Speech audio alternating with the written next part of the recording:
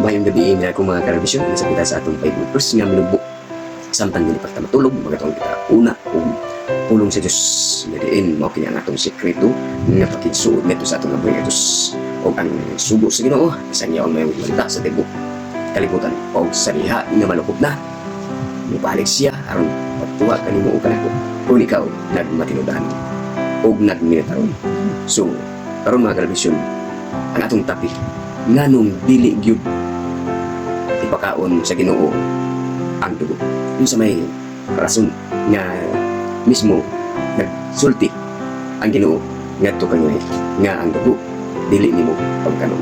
Yung sa rason ngano kan mga pangutan nata nga ang uban ning kaon, ang uban wala. So ang Ginoo dunay guidelines sa iyang mga katawan. So ato daw basahon kung asa man makita.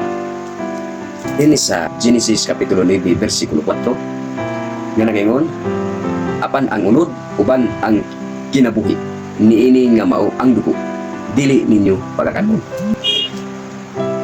Mga karebelisyon, ako, magapangutan ako, mga karebelisyon sa akong kamilin, nga naman na dili man dili pagkaon sa Ginoo ang dugo.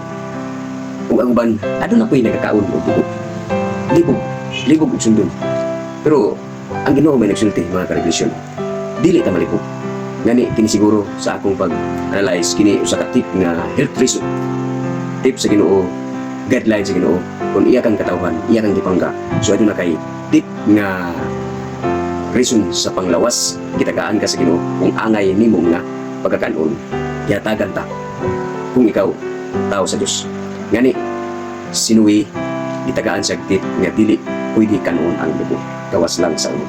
Kung gitan-aw gyud sa Google kung unsa gyud nganong dili pakaon ang dugo sa Ginoo.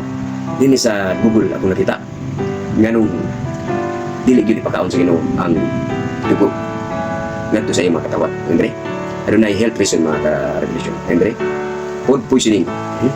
Andre, sama sa salmonella, E. coli o Campylobacter. Sa Bisaya, kasagaran ani gikan sa kontaminadong dugo sa hayop na ani nato makita sa dugo dahil mga karabisyon kung kita mukaon. Next, mga parasitiko, pananglitan, tapeworm o uban pang parasites kung ang dugo gikan sa hayop nga ana ay infection. Mga karabisyon, nada ay tapeworm, kaning worm atong diskutan niya ng mga pitok ng gagmay sila ni.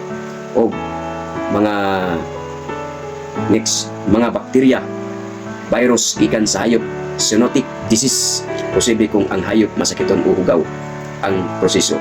So, napadre ngayon, hepatitis o uban pang infection sa dugo, dili kayo common pero posible kung ang dugo kontaminaw kayo.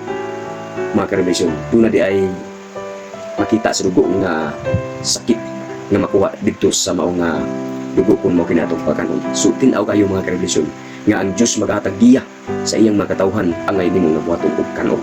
So mao ni ang atong pinugbo nga memorable verse. So magayon pa ninyo ang gugma sa Ginoo ug ang paghidaet ug ang iyang kalinaw ug grasya.